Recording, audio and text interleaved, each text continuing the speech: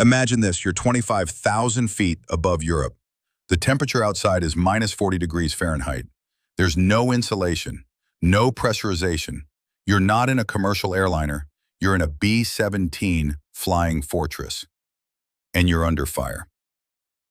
Life aboard a B-17 bomber during World War II was brutal, dangerous, and deeply claustrophobic.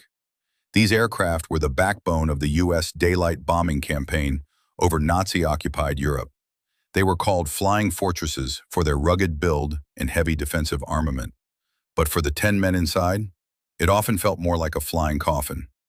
Each B-17 carried 10 crew members, a pilot, co-pilot, bombardier, navigator, flight engineer, top turret gunner, radio operator, 2 waist gunners, a tail gunner, and a ball turret gunner. Everyone had a role. Everyone's life depended on the others. The aircraft itself was 74 feet long, with a wingspan of 103 feet, and powered by 4 1,200 horsepower Wright R-1820 engines. It could fly at speeds of up to 287 miles per hour, but combat missions typically cruise slower, around 150 miles per hour, laden with bombs and fuel. The B-17 could carry about 4,000 to 8,000 pounds of bombs, depending on the range. Missions could last 6 to 10 hours, often stretching the limits of endurance and nerve. Crews wore flak vests, oxygen masks, and electrically heated suits, because at high altitude, temperatures could freeze flesh in seconds.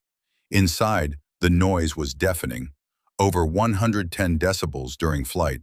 Conversations weren't shouted, they were screamed into intercoms. The smell of gun oil, sweat, and cordite from machine guns filled the air. There were 13.50 caliber machine guns mounted around the aircraft for defense, yet losses were staggering. German fighters and flak claimed thousands of bombers. In some missions early in the war, over 25% of crews never returned. In 1943 alone, more than 1,000 B-17s were lost over Europe. That's nearly 10,000 men. Survivors sometimes flew back with engines destroyed, fuselages shredded, and wounded men tied into position with parachute cords. The most dangerous position? Arguably the ball turret gunner, suspended underneath the aircraft in a cramped, rotating sphere. No room to move, no easy exit in an emergency.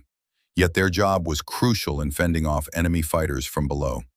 Despite the risks, morale remained high.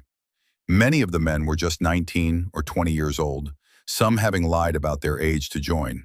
They painted pin-up girls and nicknames on the nose of their bombers. Memphis Belle, 909, Shoo Shoo Baby. Each plane was a home, a team, a bond forged in fire. To complete a tour of 25 missions, the original target, was considered nearly impossible in 1943. Later, the number was raised to 30, then 35 as losses eased with long